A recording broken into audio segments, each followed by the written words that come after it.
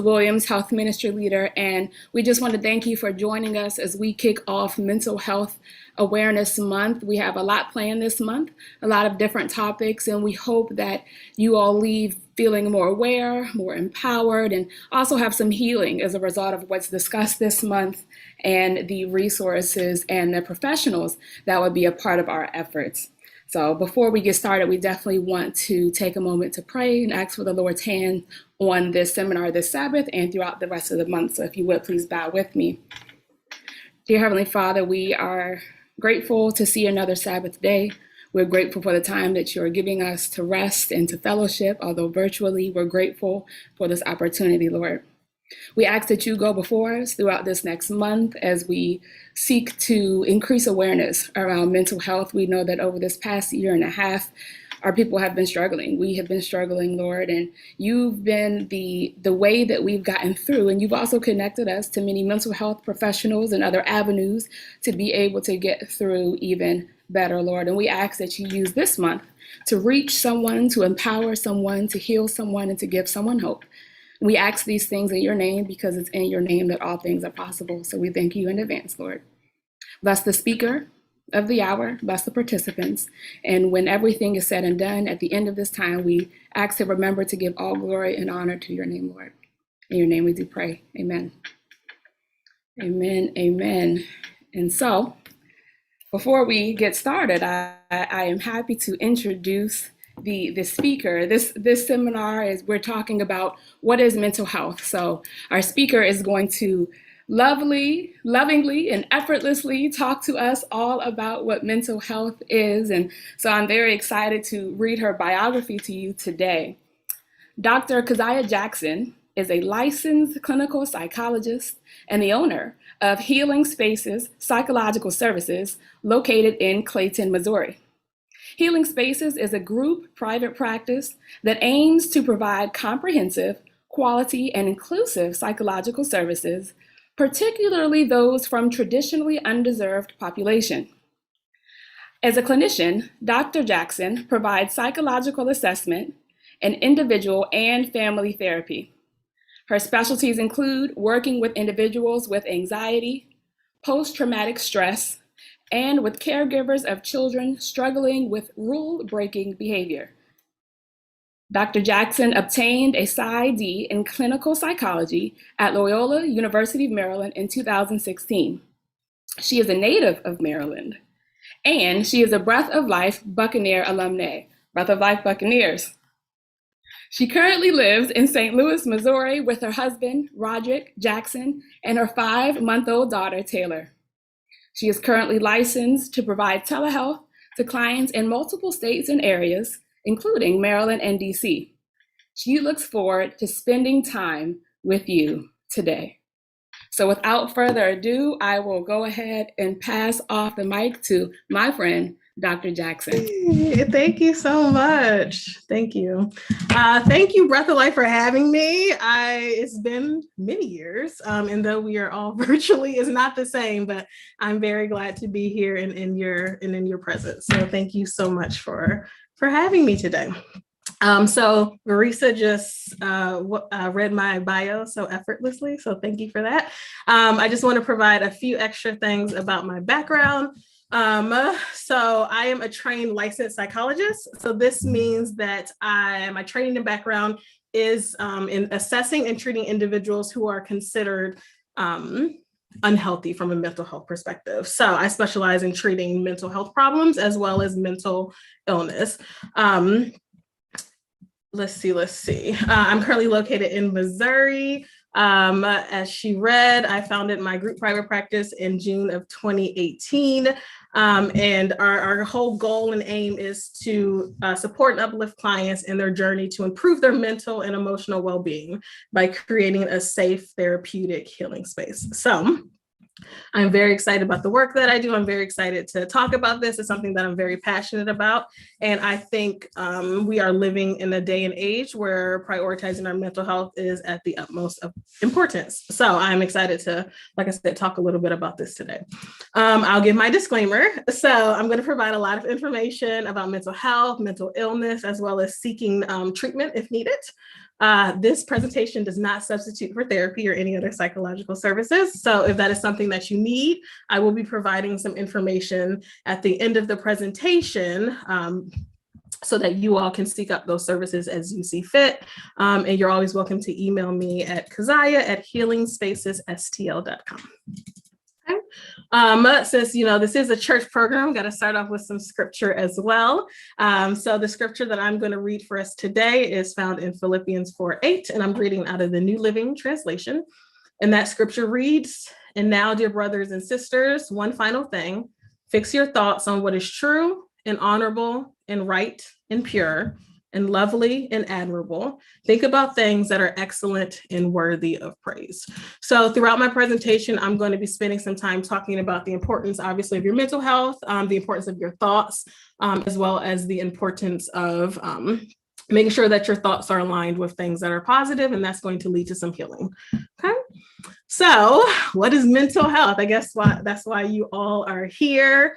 Prior to the pandemic, I was teaching part-time at the local university. So with school being a session, let's start off with a little test, a little pre-quiz if you have it, okay?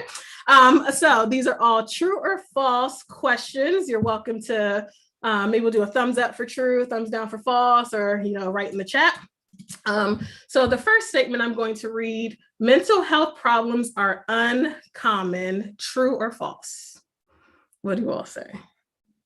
Thumbs up for true, thumbs down for false. Are they uncommon? Okay, I see some false. Okay, false, false, false. That is incorrect. Mental health problems are a lot more common than people think that they are. In fact, 1 out of 5 Americans will be diagnosed with a mental illness or struggle with mental health difficulties. So I'm not good at math, but there's a lot of folks on this on this Zoom. So the likelihood is a few of us are struggling with some mental health difficulties. And I will say that fact was true even prior to the pandemic. So with the COVID pandemic, that has brought on a lot of stress, a lot of anxiety, a lot of other mental health difficulties, which I'll talk about. So it's definitely more common than I think people realize. Okay. Next statement: children and teenagers do not struggle with mental illness or mental health problems. True or false? Okay, I'm seeing some thumbs downs. I see a lot of false. That is correct. I would be out of a job if that was if that wasn't the truth. But unfortunately, a lot of kids and teenagers do struggle with mental health problems. In fact, the majority of adults who are going to be diagnosed with a mental illness display symptoms or problems prior to the age of 14. So that just tells us there's some of this is definitely seen in our children and teenagers. Okay. Next statement: I don't need therapy because I have friends or shopping or God. True or false? I see some thumbs up. I see a lot of false as well. That is obviously false. Therapy can be really useful. As I'll talk about later, I believe in God plus therapy. Like, the prayer is important, and let's also utilize the resources that God has given us. So therapy is a scientifically structured intervention. It's not just talking. It's not just chit-chatting. It is about providing healing through things that I know I spent 8 years studying. So not everyone can do it. I see retail therapy is great. I love it as well. God is awesome. Therapy is pretty dope too. So I'll spend some time talking about that. A few more questions, although I feel like you all are getting the sense of what the answers are going to be. The next one is: mental health problems are permanent. True or false? False. That's not always the case. In a lot of situations, the mental health problems that you face, or even mental illnesses, don't have to be permanent. So with intervention and some coping strategies that I'll discuss, these are things that you can cope with. And last but not least, if I have a mental health problem, that means I am weak. True or false? Okay, false. That is incorrect. There are a lot of strong individuals with mental health difficulties. And as I'll talk about, that does not mean, or struggling with certain things does not mean you're weak. It means that you might lack resources to cope with something in the moment. And honestly, it's a sign of strength and bravery that you seek out help, or that you do things in your daily life to help with that. So if anything, I think it makes you a pretty strong person. Okay. Thank you all for participating. All right. So what is mental health? The World Health Organization defines mental health as a state of well-being in which an individual realizes his or own capabilities, can cope with the normal stresses of life, can work productively, and is able to make a contribution to his or her community. Okay. So if you're able to do those things, you're doing well at work, you're doing well at school, you can cope with stress and life as it comes your way. You can make a contribution to yourself and society, then hey, you're doing well. In a lot of cases, though, individuals are going to encounter mental health difficulties. And if you think about health in general, so if you think about physical health, it's often on a continuum. Like, it's not like you're either really physically healthy and that's it. Like, there's times where your physical health might be excellent. I know 10 years ago, my physical health was so much better than it is right now. And there's things that I was doing to help see that through. Okay. So same with mental health. There may be times where life happens, that mental health, your mental health might be a little more fragile and you might need more support and services. There are times where, this is it's not 2020, it's 2021. It feels like 2020. There's a lot going on. So I feel like a lot of people are struggling with their mental health. Okay. I want to take a second and differentiate between mental health and mental illness. So oftentimes these two terms are used interchangeably, but they don't necessarily mean the same thing. So like I said, mental health is your state of well-being. There's a continuum, and on that continuum, there's mental illness. So when I refer to mental illness, I'm referring to times where people are really struggling to cope with the stressors of life. They are exhibiting a lot of symptoms or problems that is associated with those difficulties, and that those difficulties are significantly interfering with their ability to do life. So this could be their ability to do their job effectively, their ability to get along well with others, or their ability to just do the day-to-day. So when I talk about mental illness, I'm talking about kind of the other end of the spectrum. But like I said, we all have mental health, and it's definitely something that is worth prioritizing for sure. Okay.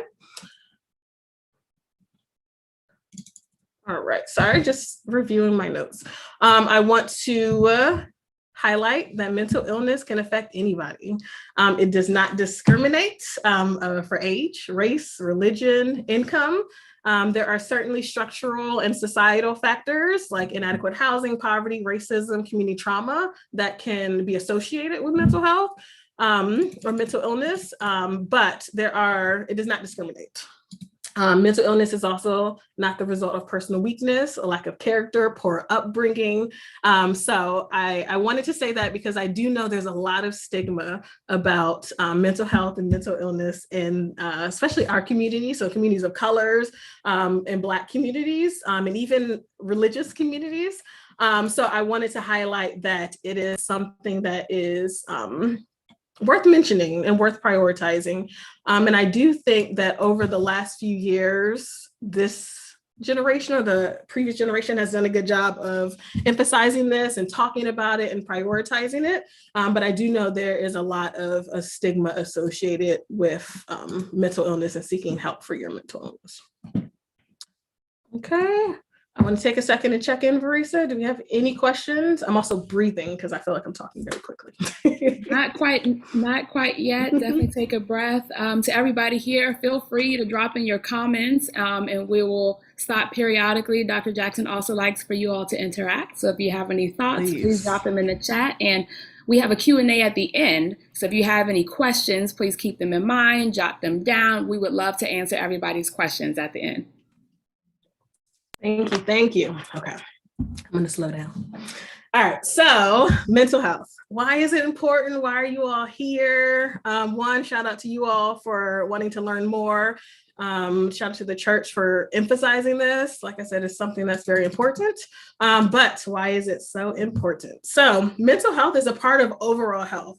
I feel like it's easy for a lot of us to identify when we're struggling physically. So we might feel ill, we might feel, you have those aches in the bones. I know I'm over 30 now. So I got the back aches, the knee aches, all the aches. So in those cases, okay, I know it might be time to go to a doctor, it might be time to talk to someone, etc. Mental health, sometimes it is not always as easy to identify when you're struggling, or people tend to brush it off. Like they might become very tired, or they realize they might be short-tempered. I don't know if y'all have ever got really irritable with a loved one where you're like, I don't know where that came from. It might be time to look at your mental health and your functioning. So one, it's important because it's not always easily identifiable if you don't know what you're looking for, but it definitely impacts us in a lot of ways. So if you're struggling with your mental health, you're having mental health difficulties, then it might make it harder for you to do the day-to-day things. If you're really struggling, it might make it harder for you to get out of bed, to cook the food that you need to do, to hang out with friends, all the things that might be really helpful to you and productive for you. Individuals struggling with mental health also show a decrease in job performance and productivity, which can also lead to a decrease in wages. So I know a lot of people like to think about money. So, and prioritizing your mental health can be important because if you don't address it, then you might lose some money. So maybe that'll get someone to focus and prioritize it in that way. But like I said, it's a part of your overall health. So a lot of people don't realize that poor mental health can also impact your physical health. So research has shown that if you're struggling mentally, then you're more likely to struggle with chronic illnesses such as hypertension, stroke, cardiovascular disease, diabetes, and things like that. It could also make it harder for you to seek out the interventions that you need, as well as to get a lot of benefit from them as well. Mental health can impact your sleep. I know I have a 5-month-old, so sleep is so precious to me, and it's so important to us all. You can't function without sleep. So if you're struggling mentally, it can impact your sleep, and that's a big deal, as well as leading to increase in what might be considered like risky and other dangerous behaviors. So it is something that's worth considering. And as we talked about before, it's not uncommon. So 1 out of 5 adults live with mental illness in a year. So that's approximately 52 million people. Okay, that's a lot of people. 1 out of 6 young people, so under the age of 7, experience a mental health disorder each year. And since it being Suicide Prevention Month, I do have to highlight that suicide is the second leading cause of death among people between the ages of 10 and 34. So I know it's a topic that not everyone likes to talk about or not everyone likes to address, but it is important, and people particularly, again, it's not 2020, but in 2021, is struggling with the pandemic, are having a lot of negative thoughts, some thoughts of death as well. So it's important to think about and address. So with it being Suicide Prevention Month, and with talking about this, I do have to bring up some resources right now. So if this is something that you're struggling with, a few things that I want to highlight you can do. One, you can visit your local emergency room. And I'm talking about if you're at a serious risk of harm yourself, you can call the National Suicide Prevention Hotline, and that number is 800-273-8255. You can also call 911, which I know is not always the first option for people of color, but that is an option as well. So something to take note of. Okay. Let's see. So enough information. I've been blabbing. Now let's check in. If I just asked you, how is your mental health? How would you all respond? How are you doing? How's your mental health? You can give some thumbs up. You can talk in the chat. You can talk to me, please. Like, how are y'all doing? Okay, I see a good. Overwhelmed. Okay. I know I feel overwhelmed too, stressed. Risa, how is your mental health? I'm putting you on the spot. I might use both of these 2 words here, good, overwhelmed. I think it depends on the day. It's important for us to all be transparent. It depends on the day. I would agree with what Eileen said, challenged, sometimes good, overwhelmed, challenged, sometimes great.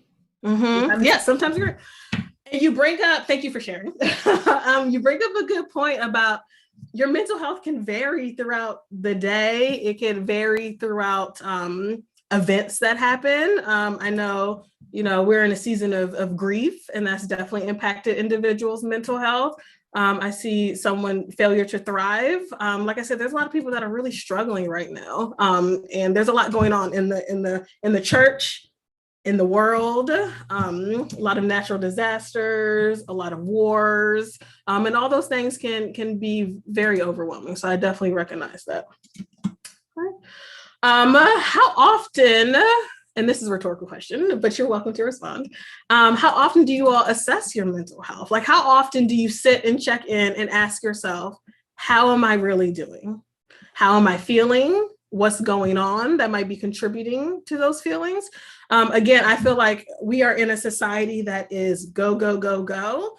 So me, I'm on to, I wake up, I'm getting the kid ready, I'm off to work, I'm making dinner, I'm doing all these different things. I'll pray and read my devotional in there too. So let me throw that out there. I'm doing all those different things. And then at the end of the day, I'm like, why do I feel exhausted, tired? Why is my body aching? And I have not yet kind of checked in to see how I'm doing. I see someone saying that they check in pretty frequently, which is good. Some people saying they don't check in as much as they do, which I think is an honest statement. Let's see. Shout out to my sister, because she is a healthcare professional. She is a nurse. She is out here on the front lines of this pandemic. So shout out to all of you who are working closely. But she says she checks in at work every single day, which I think is a great practice for her. As well as people saying that, I'm glad to hear some people are checking in more frequently since 2020, which I think is, again, highlighting the significance of some of the things that have been going on. But I want to kind of talk a little bit about how you can do that assessment for yourself. So one, it also requires you to, checking in requires you to be still, okay? So to take a few minutes out of your day, a few moments out of your day, to sit, I see Jamie saying just sit, chill, and relaxing, and to check in with how you're doing, okay? I will say, if you do not do this, your body might do it for you. So much so that, like I said, physical health is linked to mental health. So there's times people come to my office and they're saying, I'm having headaches, I'm having stomach aches, I'm having gastrointestinal problems, I'm having all these things. And the doctor has told me that there's nothing physically wrong with me. And I'm like, yes, let's talk about how you're doing mentally. Because if you do not address these things, your body will do it for you and will just say like, hey, we're struggling right now. We need to slow down. I do have a few clients who come to me and say like, I just had to call out of work. Which I am definitely a proponent of taking time off from work. And that also tells me that there's something else going on where you felt so overwhelmed in that moment where you might not have been doing a regular assessment and your body was saying like, no, we can't do today at all. We're done. We're shut down. I need to take a break. So I'm going to read off some questions to help you all sit and assess your mental health. So these questions vary in significance and severity. But again, talking about sitting down and being still, I want you to think about you in the last 2 weeks, okay? So in the last 2 weeks, have you frequently, so more than half of those days, and feel free to share what you feel comfortable with, but definitely reflect on these things. And I have a few questions, so bear with me. So in the past 2 weeks, have you frequently complained about pain, such as stomach aches or headaches? Okay. Were you worried about your health or about getting sick? Did you have difficulty sleeping, difficulty falling asleep, staying asleep, or waking up too early? Okay, people often forget about that last one. Okay, I see some headaches. Yes, headaches are a common symptom. Have you had little interest in doing the things that you used to do? So you used to love getting up and running every day. Now you can't bear to put on your gym shoes. So things that you really, really enjoyed, now you are really struggling to do. In the past 2 weeks, have you felt down, depressed, sad, or hopeless? Have you felt more irritated than usual? Have you found yourself, for lack of a better term, barking at those around you? Okay. In the past 2 weeks, have you felt anxious, nervous, worried, or on edge? Very tense? Have you had difficulty paying attention in class or at work? Have you had trouble remembering things that you typically do? Okay. In the past 2 weeks, have you felt detached or distant from yourself, your body, your surroundings? Have you felt distant from others? Okay. Have you heard or seen things that other people were not seeing or hearing? Or were you having thoughts of hurting yourself or self-harm? Okay. So I'm just scrolling up. I'm seeing a lot of responses, a lot of people saying that yes to some of those things, yes to a lot of those things. Definitely a lot of yeses. So if you have answered yes to any of these questions, then it's time to do something about your mental health. Okay. In my field of study, it is so much easier to prevent or to even cope with mental illness, or excuse me, mental health before it becomes a bigger issue. So I think these are things that are going to help a lot of us. And I definitely, Sonia, see that. I agree. A lot of things that I would do for self-care, which I'll talk about in a little bit, or things that I would do that would help me feel mentally healthy, is really hard to do in this kind of lockdown environment or when you're restricted from doing so many things. So definitely being creative about the things that you do to help yourself feel better overall. Okay.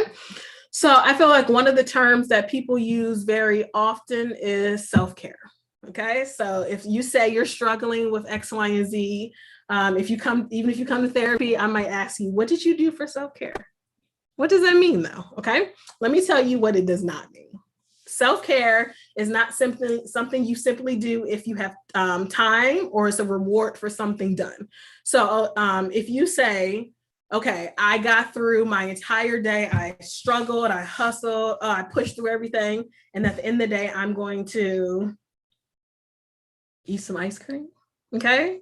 While great and fun, not necessarily self-care. So self-care should be something that is done in intervals regularly throughout the day, not just a reward for kind of getting by and pushing by, okay? And self-care is not selfish. It has okay, let me rephrase this. It's a little selfish, but it's a good selfish. Like there's times where you need to take care of yourself and that's important and that's okay. Okay. Self-care means taking care of yourself so you can be well physically, socially, mentally, spiritually, and emotionally. Okay. Self-care can look different for everyone. I know someone, so going back to running, I know someone whose self-care is to run a few miles every day. That's not my gift. That's not my calling. That's not what I enjoy for self-care. Okay. Shout out to them. That's awesome. When prior to the pandemic, I enjoyed lifting weights. Cardio is not for me, but I could do a mean deadlift, and that made me feel really, really good about myself. Okay. So what do you all do for self-care? What do you do to address your mental health, to address any difficulties you might be experiencing?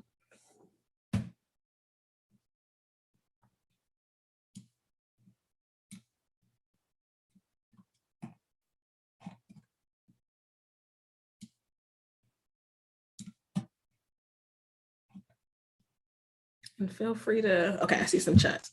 Coloring. I think adult coloring is well underrated and it's a lot of fun. Okay. Coloring, walking. What else do people do? And if you don't know what to do, I'm definitely going to go over some intervention, or excuse me, some strategies that could be really helpful. Praying is definitely very good. Reading, talking to friends, massages. Oh, I love a good massage. Like I said, I'd be having them backaches. Getting your nails done, painting, reading a good book, YouTube videos. Like we live in a society where you can access so much stuff. So that's great. Exercise. Word searches. Okay, so it sounds like a lot of you all do have some things that you identify that you do for self-care, which is awesome. If you're doing something for self-care already, I would encourage you to make sure that you're doing those things on a regular basis, on a regular interval. So like I said, not just when you're feeling super overwhelmed, but these things can help prevent those feelings. Singing, getting your hair done, dancing. You all have definitely some good strategies. Praise and worship. Awesome. Okay, I'm gonna just throw out a list of questions that could help you to identify some things that could be helpful for you for self-care if you don't have things that you do regularly. Okay, and this can help you identify some areas of your life where you might need some additional help. Ooh, tapping, that's fun. Okay, so first question, where do you feel deprived? Okay, what do you need more of right now? What do you need less of right now? What are you yearning for? What do you want? Okay. If you sit down and reflect and answer those questions, it could give you a really good indication of the areas of your life where you need to pour into. So if you feel like you need more social interaction, if there's some place you can do that safely, with your friends, awesome. Zoom. I'm zoomed out like a lot of people, but it is a really useful tool. Okay. Zoom can be really good. Calling, I know a lot of people don't like to call these days, but calling your friends, FaceTiming, all those things can be really, really helpful. Okay. I'm going to list some other self-help techniques that can be really good. One of them, which I feel like is underutilized, is taking a social media break. Okay, so turning off, yes, I see some thumbs up, some head nods. There's a lot happening in the world. There's a lot happening in people's individuals' life. Scrolling through some of the chats, I saw a lot of people talk about illness, death, like I was saying, natural disasters, wars. Like it can cause you to feel very hopeless and very out of touch. So turn it off. Turn off the news if you need to. Log out from your social media accounts, take a break, stop and check in with yourself and do what you need to do that will help you feel more energized and more ready to take on the world around you. Okay, a big one that I advocate for everyone is to call out of work. Use your PTO, use your sick time, take off. You don't have to bow down to capitalism. Like take off and do what you need to do. And a lot of people feel bad calling out of work or using your sick time for your mental health, but that's exactly what it's there for. And like I said, I tell people all the time, it's better to take care of yourself now than to try to play catch up in the end. Like you're likely to be much more productive if you take off and do what you need to do than to kind of keep working, keep pushing through and losing that productivity. Okay. Taking care of your body, exercising, eating well, sleeping as much as possible, maintaining proper sleep. A big one is deep breathing, stretching, things like that. Kind of similar to coloring, but journaling. I think both of those activities allow you to really sit down, be still, and reflect on what's going on. Meditation, yes. Connecting with others, connecting with your community, your church. We cannot end this presentation without talking about the importance of prayer. So I want to say that, like, prayer is awesome. I believe in it. And it can definitely be a really, really good tool for sure. Yoga is really good as well. So like I said, these things are important to do on a regular basis. You can do them as well when you're starting to feel overwhelmed, obviously, but prevention can be really, really helpful. I do also want to highlight the importance of therapy. So like I said, for me, God plus therapy or even medication, which might be a controversial statement. But like I said, therapy is not simply about talking about your difficulties. There's a lot of research done about therapy. So one very popular and evidence-based intervention is cognitive behavior therapy. And it addresses the impact and relationship between your thoughts your feelings, and your emotions. Okay. So it can help people change their feelings by addressing any harmful thinking and negative thinking, any behavior patterns. And a lot of those things we might learn from our families of origin. We might learn from our friends. A lot of things we do, we don't even realize we're doing. And therapy can be a really helpful tool for someone to help you identify some of those negative and distorted patterns of thinking and behaviors, and to do something to address them. And often CBT can be a very short-term treatment. So 8, 12, 16 sessions. So if you're saying like, okay, this is what I'm struggling with, let me just go in and address it, then it can be something that can be very, very short-term and is effective in treating a number of mental health difficulties like depression, sadness, anxiety, trauma, things of that nature. Okay. I also want to highlight that therapy is awesome. It is not just talking to your friends, because it's confidential. You talk to your friend, I cannot guarantee that that information is going to stay between you and your friend. Okay. If you talk to me or another therapist, legally and ethically, it will not go anywhere. Okay. It is kept confidential. And that can be really helpful for people. It's not going to go, unless you tell me that you're going to harm yourself or someone else, or, of abuse, it does not leave that room whatsoever. So it can be very, like I said, it's confidential. You're with a skilled professional. And I want to highlight that everyone can benefit from therapy. It's not just for people who are mentally ill. It's not just for people who are having significant mental health problems. I see a lot of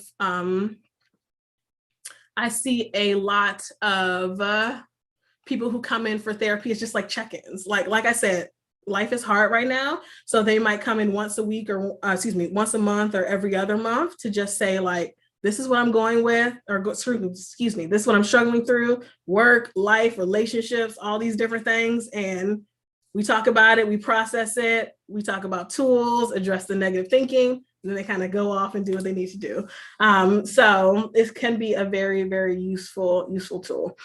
So I do want to talk about, if you are seeking therapy, you can find a therapist by contacting your insurance provider, as well as you can Google, but I would recommend specific sites that particularly cater to diverse populations. So very popular one is therapyforblackgirls.com.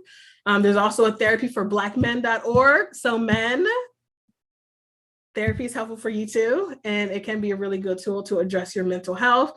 There's also things like inclusivetherapist.com, therapyden.com, and I can throw these in the chat as well, so you have access to them. So yes, and those can help you find a therapist that aligns with your beliefs, your values, and your goals. So in therapy, it's really helpful to work with someone that you trust, and someone that you align with, and someone you can open up to. So making sure that you find that person who aligns with you in a lot of different aspects can really be essential to treatment. Okay. So I know I just said a lot regarding mental health. So I do want to highlight a few takeaways. So if you don't remember anything else, okay, remember it's important to prioritize your mental health. It's important to check in with yourself regularly. It's important to engage in self-care and coping strategies on a regular basis. And if you need to, God and therapy can be really helpful in addressing all of your mental health needs. Okay, so that is my spiel. And now I'll turn it over to you, Verisa, to see if anyone has any questions. Well, first, I just want to say, Dr. Jackson, thank you for all of that information. I hope it was helpful to you all who are joining and listening. I really appreciate websites and things like that, where I can look at counselors and see what other people are saying and things like that. Reviews are really important, and it's really important to be as intentional as possible when you're looking for a counselor or a therapist to best fit your needs. So thank you, Doc, for those resources. And yes, we do have some questions. And as we are answering the questions that have been posed so far, if you have any other questions, feel free to drop them in the chat and I will read them aloud for Dr. Jackson. So number one, I see, what is the best way to handle hearing bad news on a regular basis, almost daily, to not let it affect our mental health in a negative way? So what's the best way to handle that? Okay, that's an excellent question because we we hear bad news on a daily basis, right? This is at this point a pretty standard thing that is happening. So it can be really helpful to one identify that that's what's going on. Okay, so identify it as well as what's the word I'm looking for? Really gatekeep that information that's coming to you. So, like I say, not waking up every morning and checking news and Twitter and Instagram and Facebook and all those things. And once you receive that bad news, it can be really helpful to sit and reflect, process the emotions that you're experiencing, because it's very easy to hear bad news, be distressed about it, and then try to continue going on like everything's okay. And everything's not okay. So accepting that and addressing that can be really useful before you move on to continue to do other things. The two things that you said I thought were really really important. Number one, filter what Mm-hmm. you're receiving, and so is it the best thing to get up and look at the news when we know usually the content on the news is often not positive. Mm-hmm. Unfortunately, it's what's going on in the world. So filtering that, whether that be filtering that or social media also, and then just taking some time to sit and process. We're so quick. We do a lot of go, go, go, and we don't take that time, like you mentioned, to check in with Mm-hmm. ourselves. So I really loved that. Yeah. Going off of that research, one more thing. So when people, let's see, what was I going to say? I'm having lots of thoughts. Hold on. Let me gather my thoughts so that I go ahead and ask the next question. No problem. I think the lack of touch and feel is Mm. causing depression. Would you agree? Yes. So it can especially if you're a person who that's how you receive love, that's how you receive affection. That can certainly cause feelings of sadness, isolation, a lot of things that are going to negatively contribute to your mental health. So some things, I know this wasn't part of the question, but some things that people have found helpful is to, and do this with the consultation of a medical provider. But some people really like weighted blankets or weighted objects or just things that are tight, hugs. There are also a number of gadgets where you touch it and then someone else touches and it lights up and it kind of gives like the semblance of affection. And even if you can't receive that touch, it can be really helpful to continue to, as much as possible, keep in contact with people. So yes, it can certainly lead to a lot of negative feelings, but try to supplement those interactions as much as possible. Thank you, Doc. Okay, next question. You partially answered this as we were going through the presentations. The question is, the restrictions with COVID-19 has limited my ability to do routine things. And the question there is that something that I should be concerned about? Okay, my question is concerned in what Or maybe manner? even, or what can I do because Okay, of okay. that? So I encourage a lot of people to try to maintain some sort of routine, even being in the house. So I know this can be very difficult, but even trying to substitute some of those things you used to do can be really helpful. So, for example, how many people, when they log into work, they wake up about 5-10 minutes before their meeting. They put on a shirt, a nice little top up outfit, and they're sitting in bed doing their stuff. Okay. I can imagine it's a lot of you. I've done it too myself. Okay. Pajamas on bottom, dress shirt on top. Okay. However, that's not what you would do pre-pandemic. Okay. So I encourage people to still wake up at a reasonable time, get showered, eat, do all those things that you would do, and then go to another location in the home that could be suitable for work. Those things can help change again, talking about like your behavior patterns that can be changed, that can be helpful, can help change your mindset and address your feelings as well. So I definitely hear you with your routine being limited, and I feel those pains as well. And as much as possible, trying to do the things that you would do and what they would look like if you weren't stuck in the house. Thank you. Thank you. So next question. I heard the statistic about 1 out of 6 children under the age of 7 suffer from mental illness. Do you have any insight on how many of these children or their families on their behalf seek mental health care? And then, if it's a low number, what can we do to improve this number? I do not have the specific statistic, but it is low.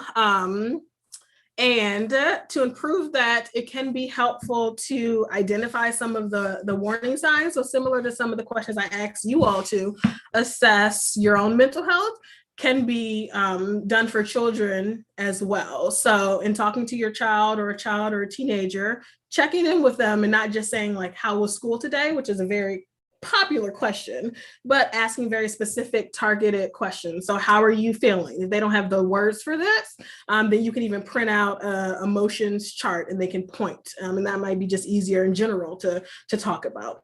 But if you're noticing that they're having sleeping difficulties, they might be socially isolated, spending a lot of time in their room, not eating, these can all be warning signs, in which case can be helpful for you as adults or those around them to step in and try to intervene, and with their caregiver support, seek out some help.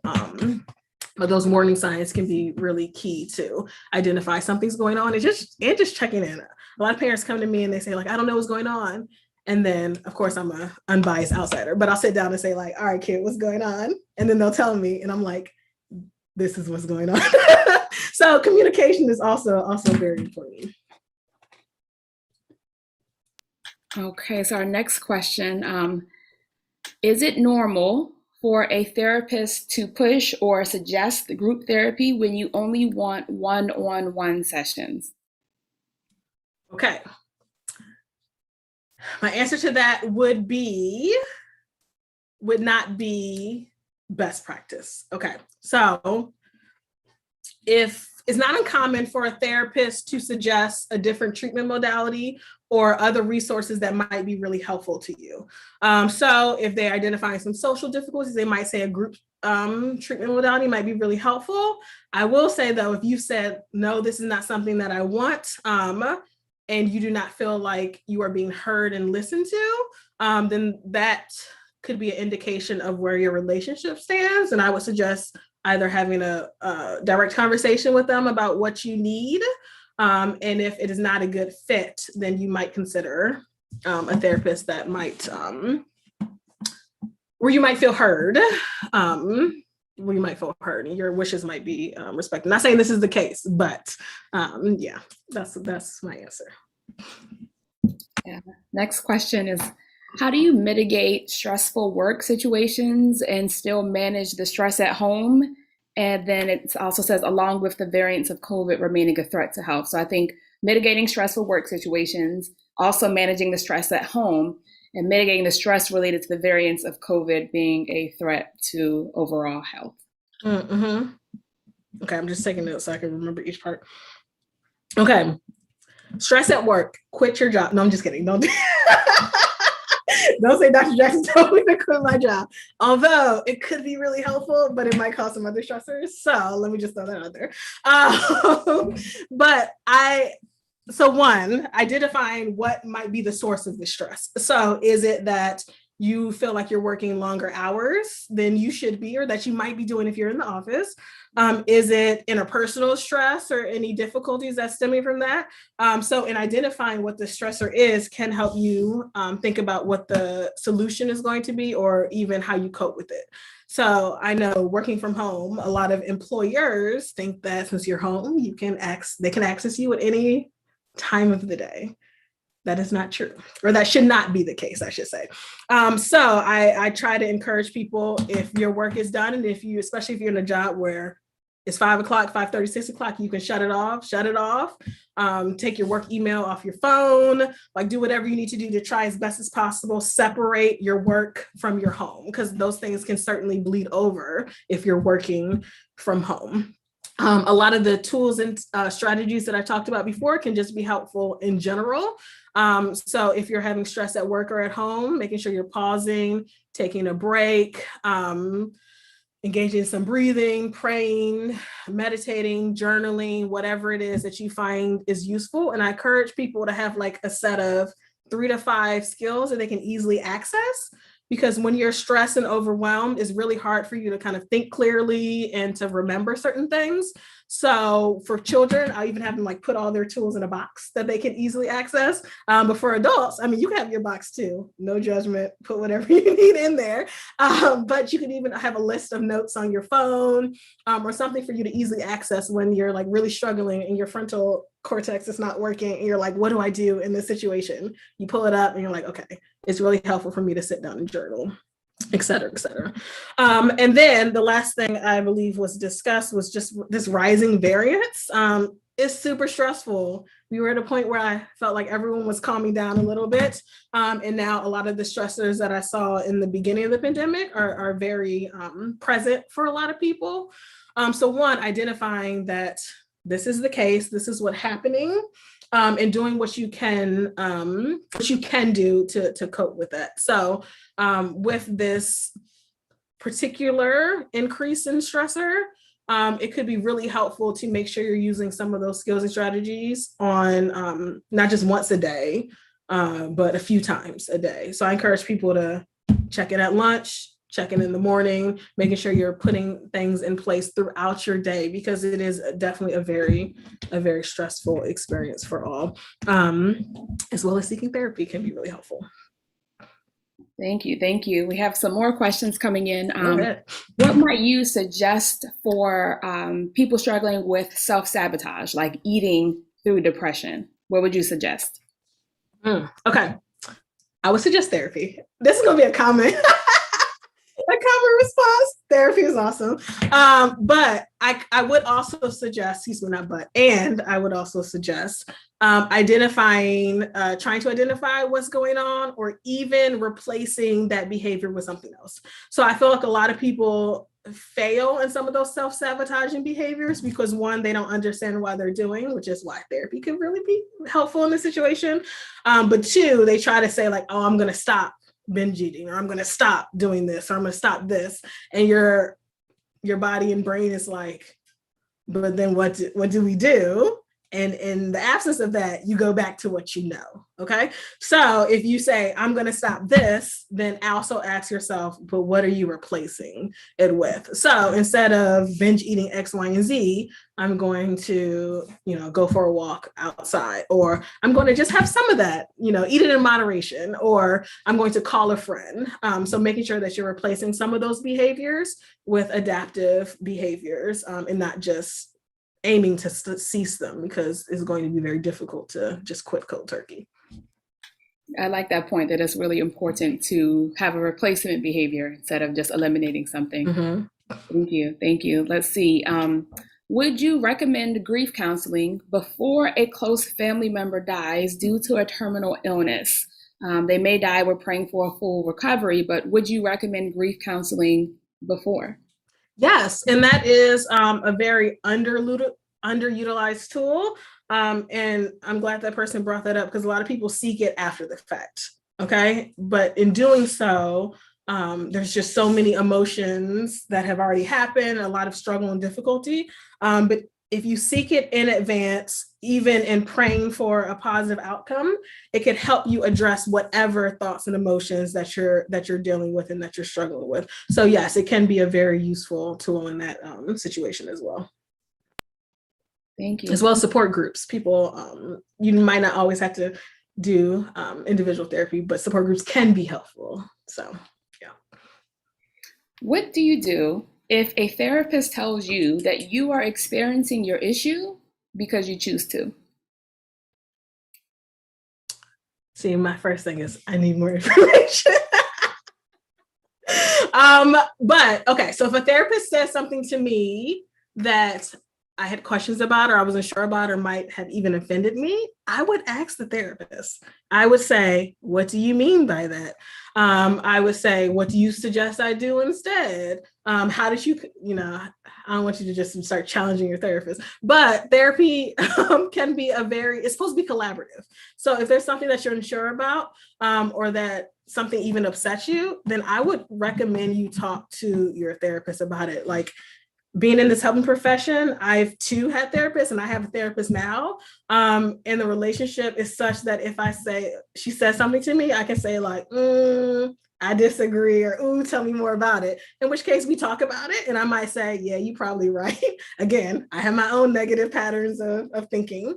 Or you all can talk about it and come to a different conclusion. But if you definitely are wanting to seek clarification, then I would recommend you do it in the moment, or even the next session. Thank you, thank you. I'll ask the next question because it goes into something you touched on, Dr. Jackson. What does a therapist do for their mental health after listening to many problems from others? That's a great question. So definitely a lot of the things that I'll just speak anecdotally right now, but a lot of things that I talked about, I make sure that I do at the end of the day. So trying to separate work from home, because when I was a new clinician and I was working with children with complex trauma, it was so hard, it was so easy to let all that information, all the stuff that I was holding impact my own personal life.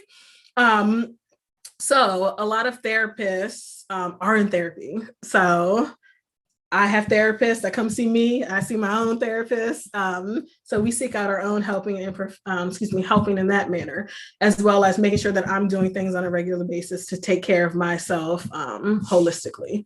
So it's really important to try to separate, as well as to try to let things go, because it can be a heavy job, particularly in this pandemic.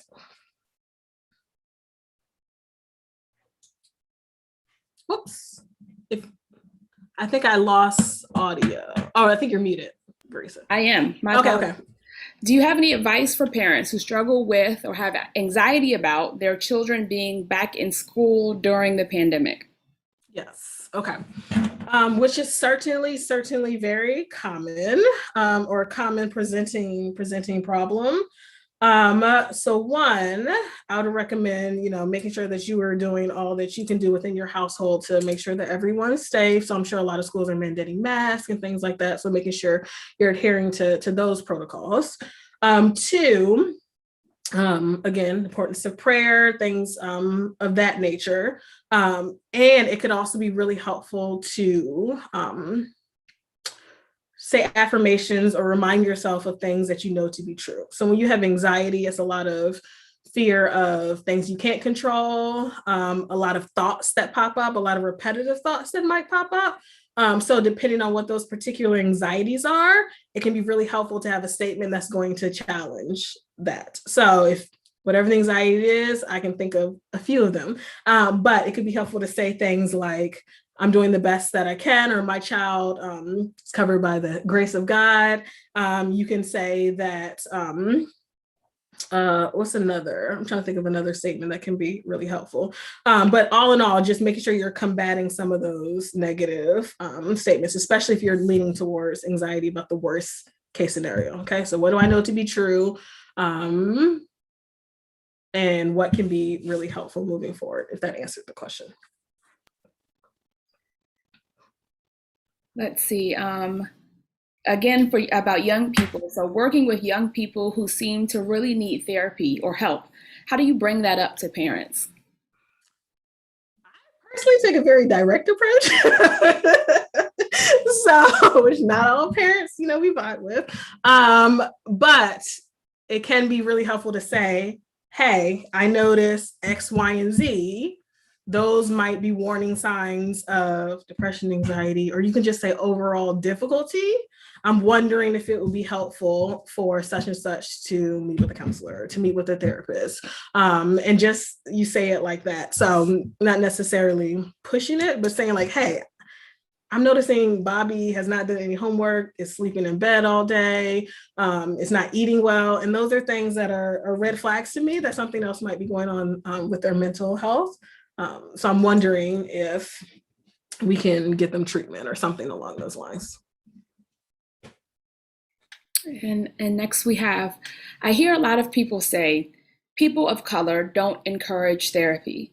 Is this really true? And where did this come from?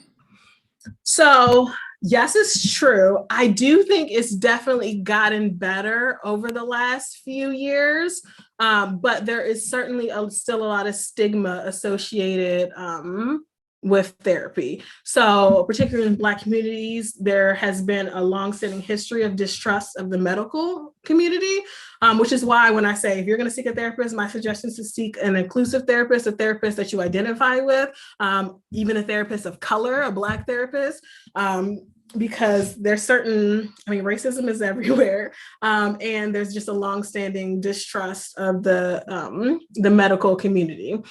There's also this belief that if you are, and I hear this a lot in Black families, but a belief that if you're struggling with something, then you're just crazy, and we don't have crazy here, so there's nothing we're gonna do about that. There's a lot of what happens in this house stays in this house, which impacts how individuals in Black communities seek treatment as well. So there's definitely a few things that have historically contributed to the lack of distrust. A lot of it is racism. I feel like the answer can commonly be racism and white supremacy. Yes, so that is true. Like I said, I think it's better. And then I was also looking at my notes. One of the things I also have in here that I want to mention is there's also been history of unequal access to healthcare, which has been disproportionate as well. So there are a few barriers put in place. And there's certainly therapists that are placed that can be really helpful for people in specific communities. Thank you. And so that was our last question. But my question to you, and I'm sure it may be something that other people may be wondering also as we're wrapping up, is there anything that you would like us to walk away with specifically or hold on to between now and when we meet again for our next seminar? Certainly. Okay. Take care of your mental health. Okay. Make sure you're prioritizing, you're thinking about it regularly, you're checking in. And so assessing it as well as doing something about it. So oftentimes that's the failed step. So it's like, oh, I know I'm struggling. I know I'm really overwhelmed. I know life is really, really hard for me. And I'm just going to keep going to work and acting like everything's fine, or I'm just going to keep pushing along. And sometimes that missing step is, okay, and what are you going to do about it? So what do you need to incorporate into your daily routine? Is it time for you to seek help and to seek mental health treatment? Is it time to consult with a physician? So making sure you're assessing your mental health on a regular basis and then doing something about it, which is easier said than done, but is certainly important. Thank you.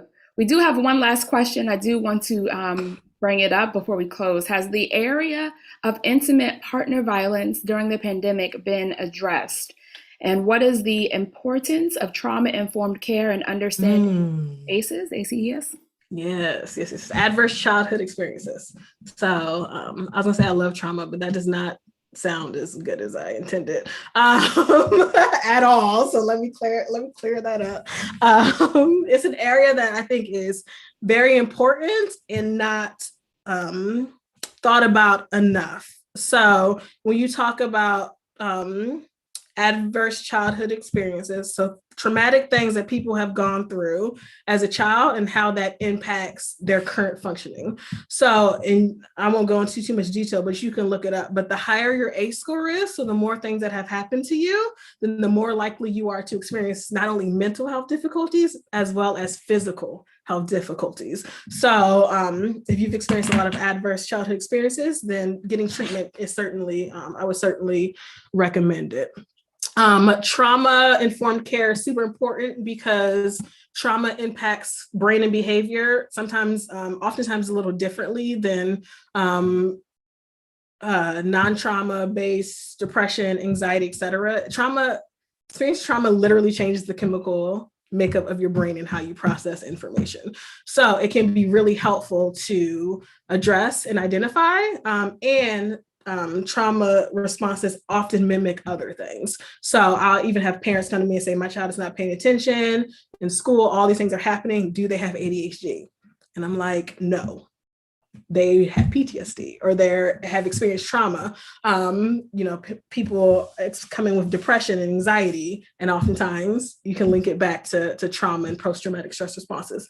So it's something that's really important to think about, especially if you've experienced some of those events. And kind of addressing the other part of the comment, unfortunately, being in the house has led to an increase. Research has shown has led to an increase in traumatic experiences such as intimate partner violence, child abuse, things of that nature. So it is something to certainly consider and address because it's happening on a much more frequent basis simply due to kind of access, unfortunately, and the lack of being in school and other environments where people can identify that that's what's going on or identify warning signs and intervene a lot sooner than what might be happening if the kid is just at home. So hate to end it on kind of a solemn note, but it's true and it's very important to think about and to consider. So. Yeah. Still a little bit more, Grace. We got one more question, and this is really our last question, but it's definitely a pressing question. A friend of mine just found out that her father or mother's husband raped her mother multiple times, and she's a product of rape. Where should she go for help? So I think the big question is here, resources for persons who may be victims of rape. Okay, so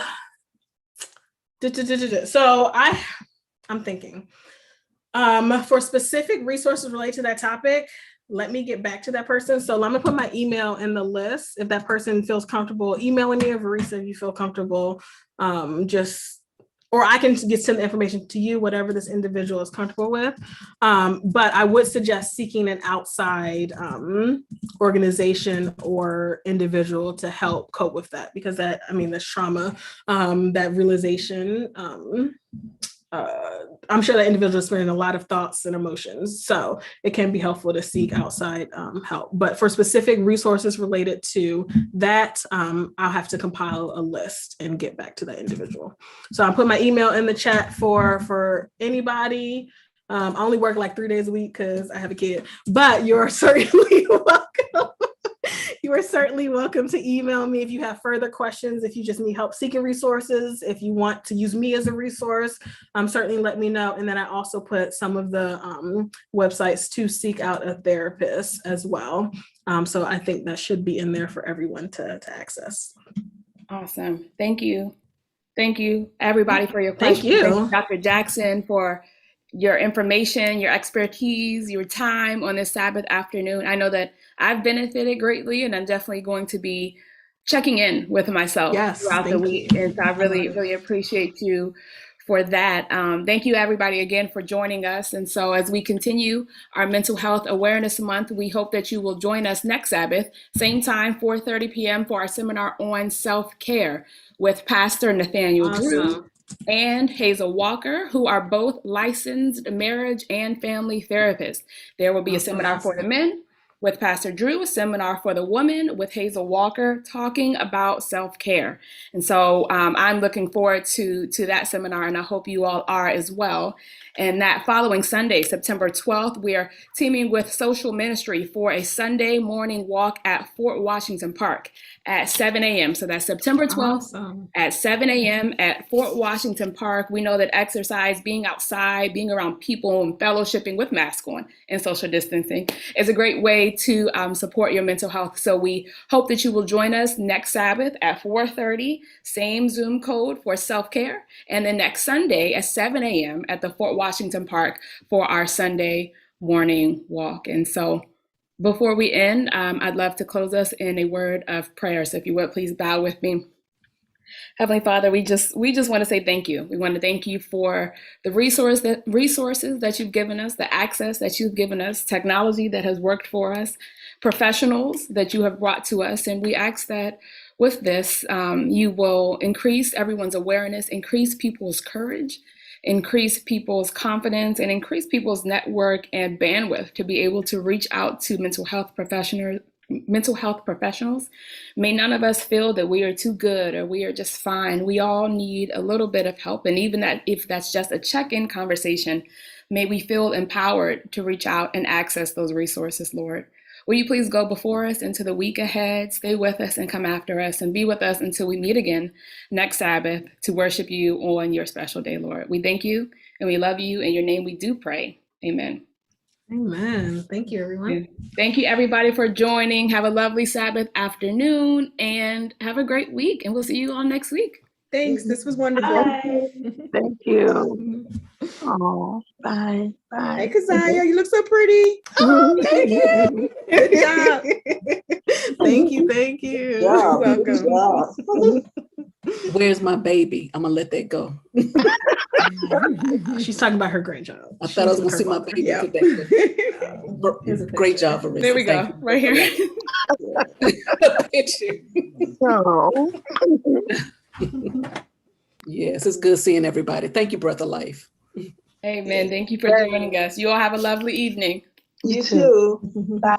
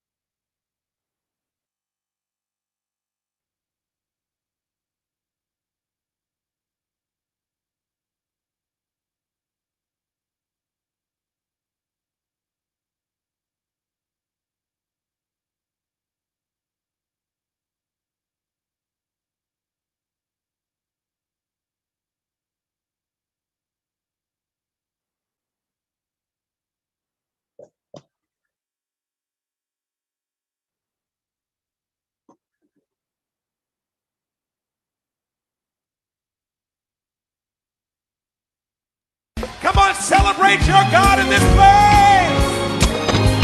He's a mighty God. He's a strong God. Come on, sing this song with us tonight.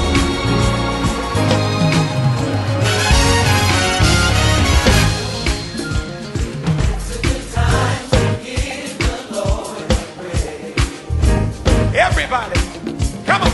Everybody sing with voices raised. Hail to the King. Hail to our King. All the people cry. Jubilee. We lift our voices. Come on. Jubilee. Lift our voices. Aloud. Give God great praise. Aloud. Praise the Lord today. For this is the day the Lord has made. We honor you, Father. We celebrate you. Come on, grab it. Everybody. Give God a great praise. Yeah, yeah. Praise the Lord today. This is the day the Lord has made. Father, we celebrate your name from coast to coast, from nation to nation. Come on, lift your voice.